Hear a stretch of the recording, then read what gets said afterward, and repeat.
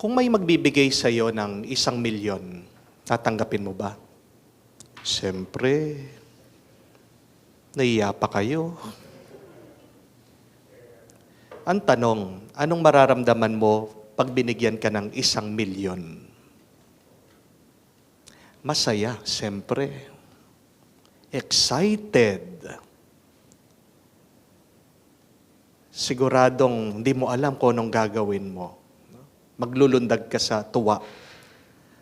Magagalak. Ngayon ang tanong, kung bibigyan ka ng 10,000,000, tatanggapin mo? Siyempre. Pag binigyan ka ng 10,000,000, ang susunod na tanong, meron bang bagay na makakasira ng mood mo? Di ba wala?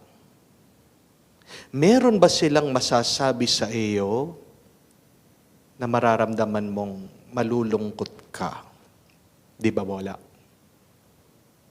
May magagawa ba sila sa iyo para ma-depress ka? Di ba wala? Ngayon, kung bibigyan ka ng 10,000,000, ito daw ang kondisyon. Bukas, kapalit ang buhay mo. Hindi ka na magigising. Ang tanong, tatanggapin mo ba? Di ba hindi? Amen? Tingnan nyo yon. Anong ibig sabihin nun? Mas mahalaga sa atin ang ating buhay, ang kalusugan natin, kesa sa pera. Amen? Kesa sa kahit natambakan ka ng milyon-milyon, kahit nabigyan ka ng maraming kayamanan, ari-arihan, hindi mo pagpapalit ang buhay mo diyan. Alam natin ang buhay natin, blessing. Mas mahalaga ang buhay natin kesa sa magkano, kesa sa anumang klaseng pera, kayamanan, at ari-arian. Welcome po.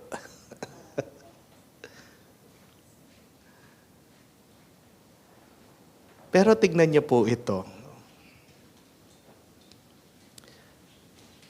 Kung palang ang buhay natin, higit sa 10,000,000,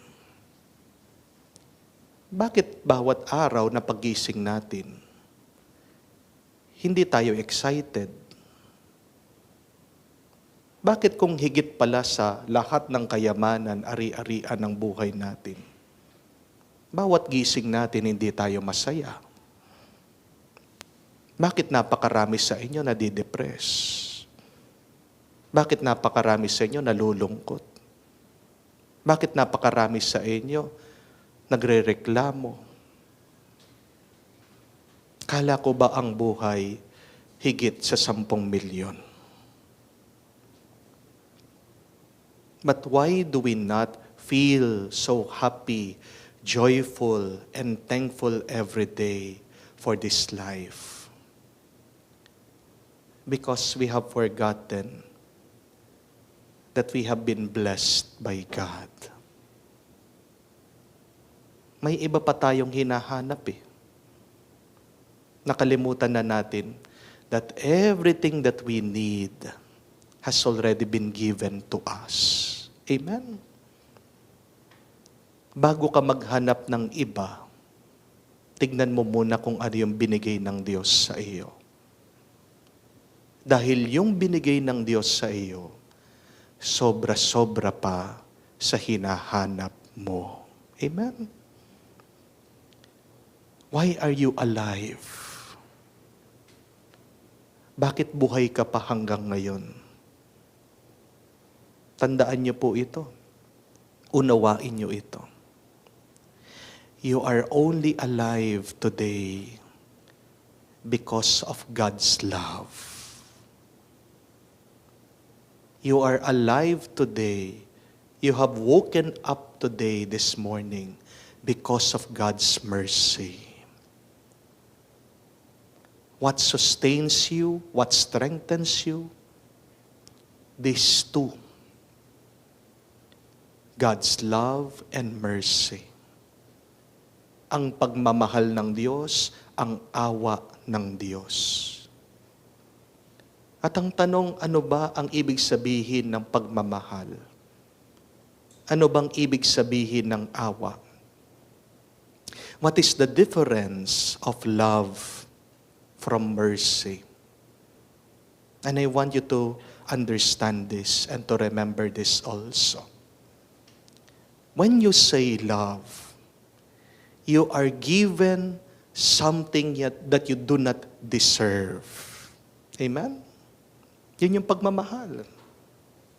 Binibigyan ka, nakakatanggap ka, higit dun sa dapat mong tanggapin.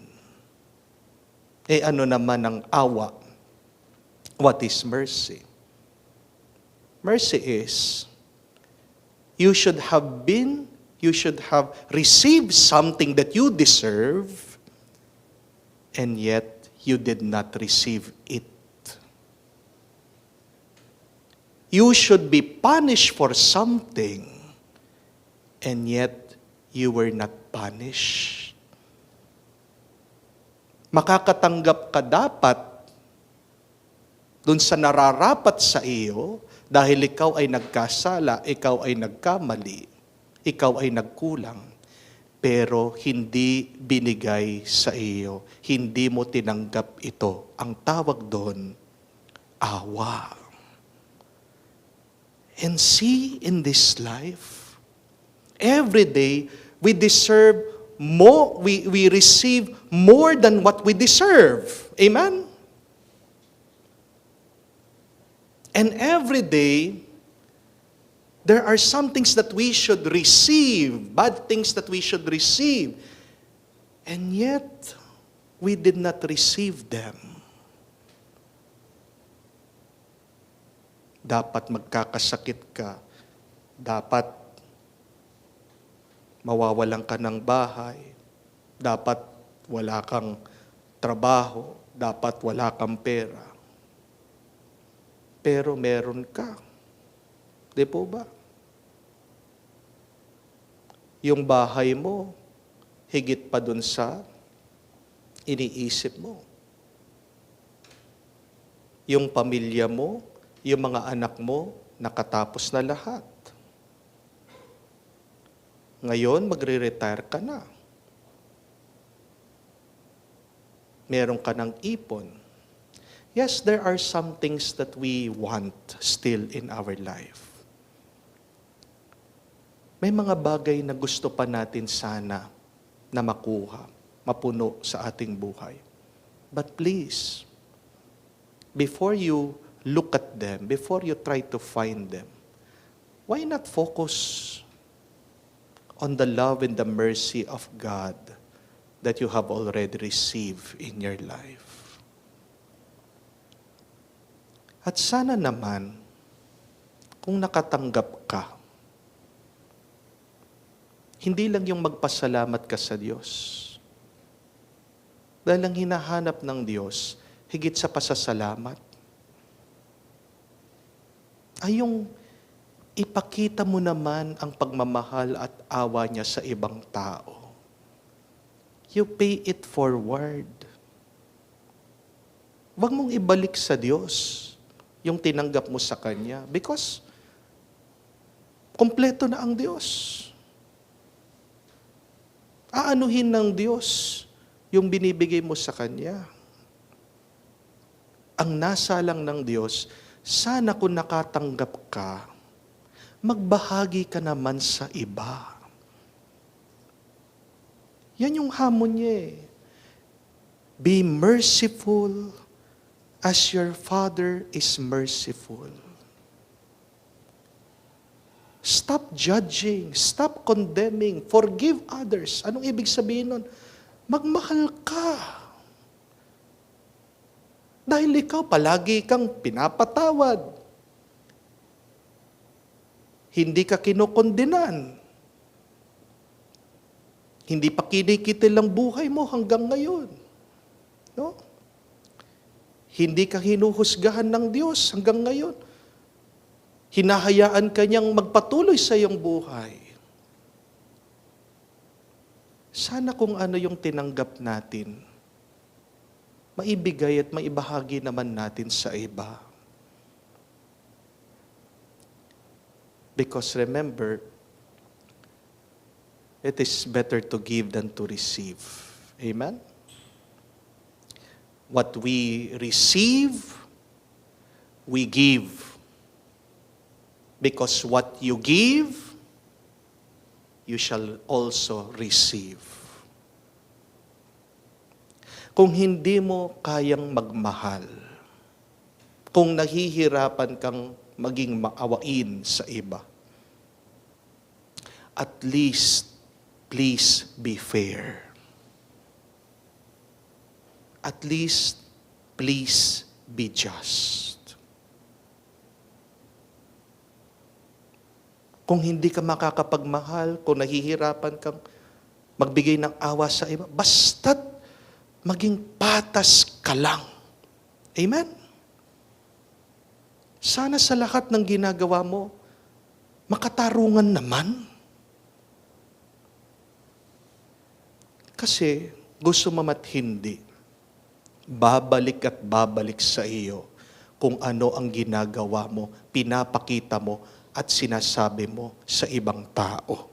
Amen? It will all go back to you. Kaya nga, if you are fair, kung patas ka, makatarungan ka, people will also be fair with you. Kung yun lang yung kaya mong gawin. Kamukha po nung minsan, merong isang kwento. Sa isang baryo, magpa-party sila. Yung mga tao, sabi, potluck. Kanya-kanyang dala ng pagkain. Nag-usap-usap po yung mga kalalakihan. Magdala daw po ng alak. Pag dinala nila yung alak, ilalagay po nila doon sa isang malaking garapon. Para sharing-sharing. Ito pong isang lalaki, sinasabihan siya ng misis niya, mahal yung alak. Magtipid tayo. Anong gagawin natin? Kumuha ka na lang ng bote.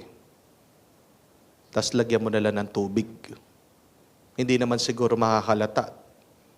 Pag pinaghalo-halo na yan, di ba? Hindi na nila matitikman yan. Kasi pag lasing na kayo, di mo na lang malalasahan eh. O sige, pumayag naman po itong mister. Pumunta sila doon sa party, dadala ng ulam. Itong mga lalaki, dinadala yung mga alak. Nilagay doon sa malaking garapon, binuhos yung mga alak nila. Alam niyo po, nung dinistribute na yung mga alak, pinagbibigyan yung mga tao, nagto-toast. Ininom. Alam po na lasa nila. Tubig. Yung pala, para-parehas palang iniisip nila ng mga misis ng mga ibang lalaki. Lahat pala sila, nagdala ng bote, puro tubig. Nagtitipid pala lahat.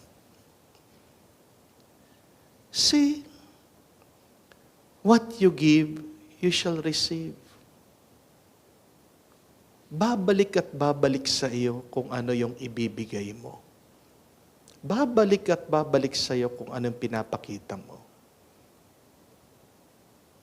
Kung nahihirapan kang maging mapagmahal, kaawaan mo, yung mga kamag-anak mo dahil sinisiraan ka, papangit na mga ugali.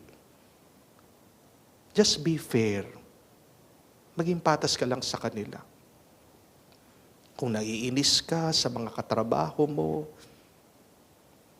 kasi pa-epal sila, just be fair with them.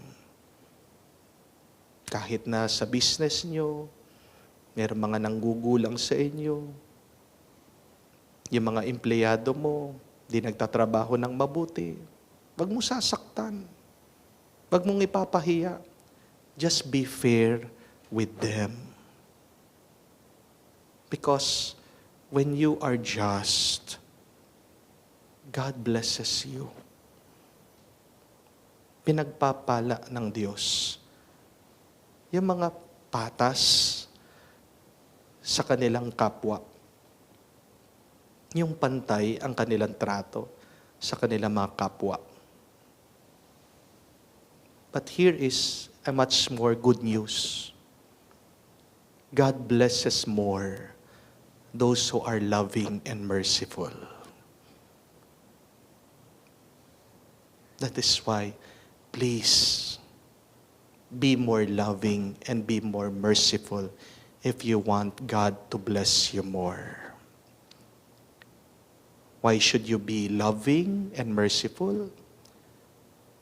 Because God first has been very loving and merciful to you.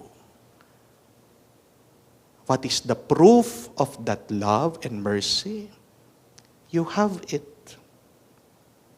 Ng katunayan ng pagmamahal at awa ng Diyos, nasa iyo na yung buhay mo.